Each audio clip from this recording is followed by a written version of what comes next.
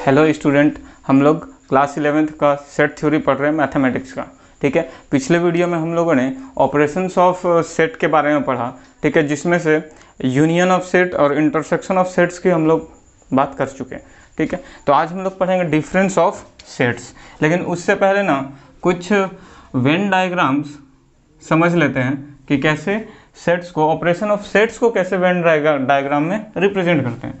मतलब क्या हुआ, सपोज ये एक यूनिवर्सल सेट है, यू हुआ। हम लोगों ने पढ़ा ना कि यूनिवर्सल सेट को रेक्टेंगुलर रीजन से डिनोट करते हैं। ठीक है, सपोज ये एक सेट है, दूसरा सेट ये ए है, ये बी है सेट, और ये एक सी है। ठीक है, तो अगर हम लोग ए इंटरसेक्शन बी की बात करेंगे, ठीक है, तो सिर्फ कौन सा रीजन होगा, ये वाला रीजन जो कि ए और बी में होगा। उसी तरीके से सपोज अगर बी इंटरसेक्शन सी करेंगे तो ये होगा universal set A B C, A B C. B intersection C का मतलब क्या हुआ, जो बी और सी में मौजूद हो। ठीक है, इसी को अगर सपोज हम लोग को इंटरसेक्शन था ना, अगर ए यूनियन बी को दिखाना हो तो ये हो गया universal set A B C, A B C. अब क्या किसको दिखाना है, ए यूनियन बी, मतलब ए और बी दोनों का एलिमेंट इसमें शामिल होगा। तो ये वाला पूरा का पूरा रीजन क्या हो जाएगा, सेट हो जाएगा। ठीक है, ए और बी दोनों में शामिल। उसी तरीके से B union C, B union C हम लोग देखेंगे, ए बी और ये हो गया सी। ये है यूनिवर्सल सेट यू की बात कर रहे हैं। बी यूनियन सी मतलब बी का सारा एलिमेंट और सी का सारा एलिमेंट को इस तरीके से सेट करके दिखा देंगे हम लोग। ठीक है, अगर ऐसा हो, सपोज हम लोगों को दिखाना हो A intersection B intersection C. ठीक है, यानी कि तीनों में कॉमन, तीनों में कॉमन। तो ये universal set U A B C, A B C, ये तीनों सेट है। लेकिन अगर यूनिवर्सल सेट में बात करेंगे तो ये तीनों क्या होगा, सबसेट ऑफ यूनिवर्सल सेट। ठीक है, तो तीनों में कॉमन कौन सा नजर आ रहा है वो ध्यान से देखना। ये एक रीजन है ना, ये तीनों में कॉमन है। ठीक है, तो ये शो करेगा किसको, A intersection B intersection C को। ठीक है, अब अगर दिखाना हो A intersection B union C, ठीक है, तो यही प्रोसेस, ये universal set A B and this is C, A B C. तो दिखाना क्या है, ए के साथ एक इंटरसेक्शन हो और बी यूनियन सी हो। ठीक है, तो बी और सी का सारा एलिमेंट और ए के साथ कॉमन कौन सा होगा। देखो ये है ना, ये बी और सी का तो सारा होना चाहिए, लेकिन ए के साथ भी कॉमन होना चाहिए। तो ये वाला रीजन होगा ना, ये वाला, यही रीजन होगा, और तो कोई दूसरा होगा नहीं। क्लियर। उसी तरीके से सपोज ए यूनियन सी हम लोगों ने नहीं दिखाया ना, वो अगर दिखाना चाहें तो ये ऐसे यूनिवर्सल सेट यू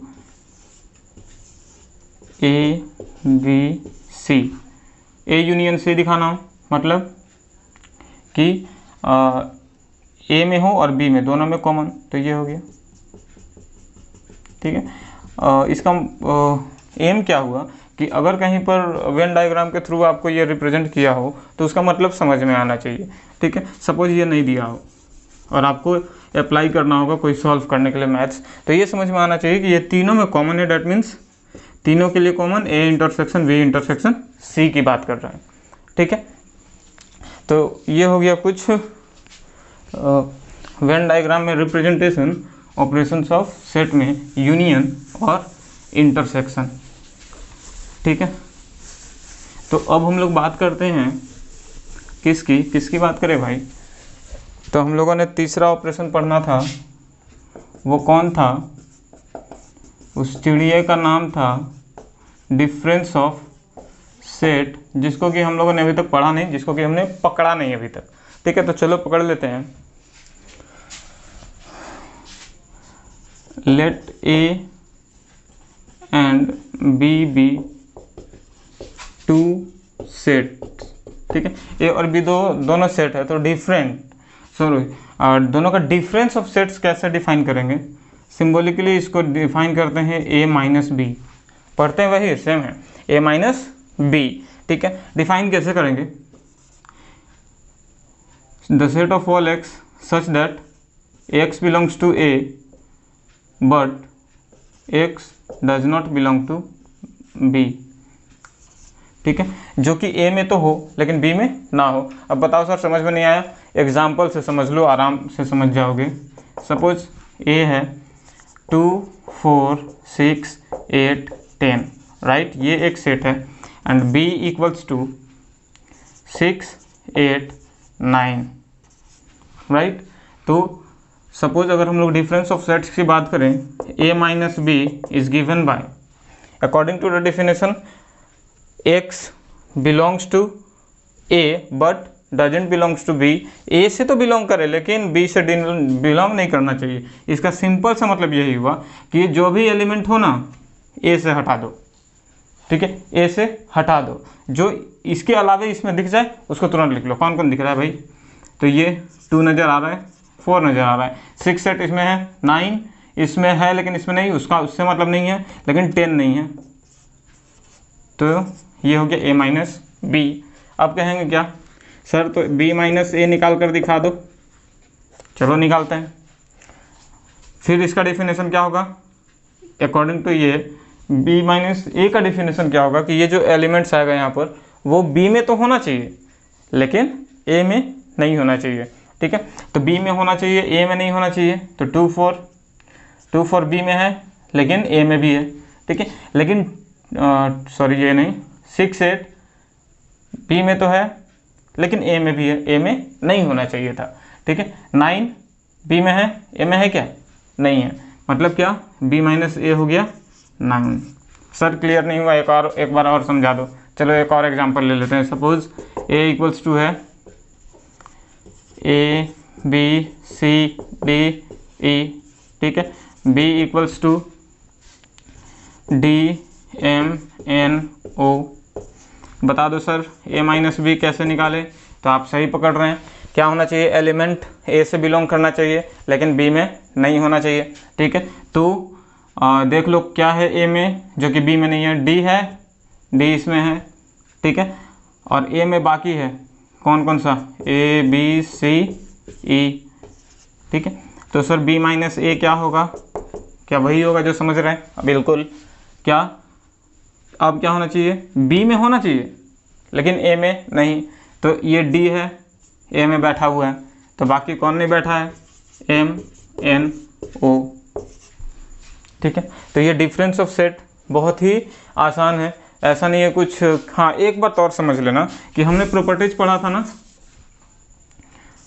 याद आ गया, ये a union b equals to b union a, ये हम लोगों ने पढ़ा। उसी तरीके से ये भी पढ़ चुका, a intersection b is equal to b intersection a होता है। लेकिन ये मत समझ लेना कि a minus B equals to b minus A होगा, ठीक है। जैसे हाँ ये नहीं होगा इक्वल टू, क्यों नहीं होगा? क्योंकि ऐसे सिंपल सा माइनस में भी हम लोग नहीं कर सकते हैं इक्वल। जैसे 5 माइनस 3 इक्वल टू 2 आ गया, क्लियर है। और 3 माइनस 5 इज इक्वल टू क्या? -2। तो हम लोग ऐसे तो नहीं लिख सकते ना कि 5 माइनस 3 इक्वल्स टू 3 माइनस 5, कभी भी नहीं लिख सकते हैं। तो यही रूल समझ लेना कि सेट थ्योरी में भी होता है, ठीक है। डिफरेंस ऑफ सेट्स का मतलब अलग होता है और ये यूनियन और इंटरसेक्शन का मतलब अलग होता है, ठीक है। Both are the different things.